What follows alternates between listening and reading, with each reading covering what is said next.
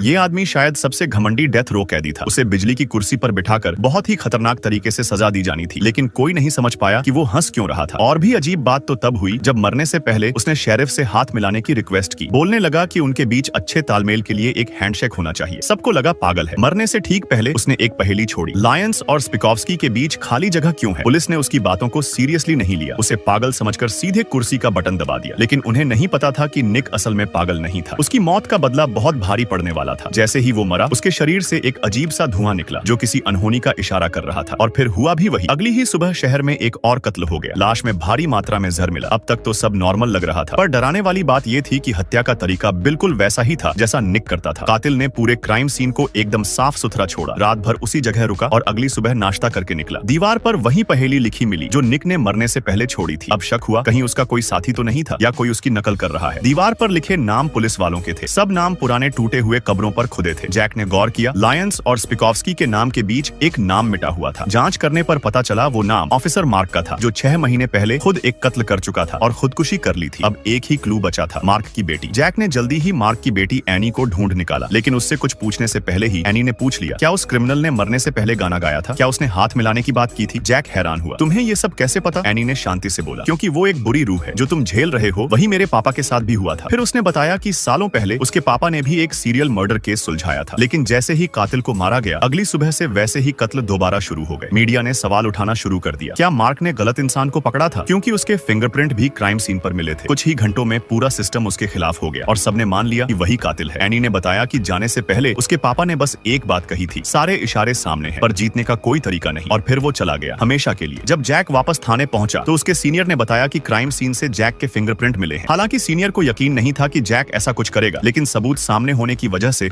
उसे सस्पेंड करना पड़ा। घर जाकर जैक को पता चला कि उसके भाई के चेहरे पर चोट के निशान थे और मारने वाला था उसका सीधा सादा भतीजा। पर भतीजे को कुछ याद ही नहीं था कि उसने क्या किया। जैक समझ गया वो बुरी रूह अब उसके आसपास है। वो दौड़ता हुआ बाहर निकला और एक संदिग्ध इंसान को देखा। बोला, मेरे परिवार को छोड़ दो, जो भी करना है मुझसे कर। सामने से आवाज आई, अब मैं तेरे परिवार तक आ गया हूँ, अब तेरा नंबर है। जैक ने उसे पकड़ने की कोशिश की, लेकिन सड़क पर भीड़ के बीच वो बुरी रूह एक से दूसरे शरीर में जाती रही। इसी अफरा तफरी में एक आदमी ने जैक पर बंदूक तान दी। सेल्फ डिफेंस में जैक ने गोली चला दी। उसे लगा अब रूह खत्म हो गई होगी। तभी एक औरत उसके पास आई, चेहरे पर अजीब सी मुस्कान ली। बोली, अब तू कातिल बन चुका है और मैं हूँ गवाह। जैक समझ गया वो पूरी तरह से जाल में फंस चुका है। इस जबरदस्त फिल्म का नाम है फॉलन।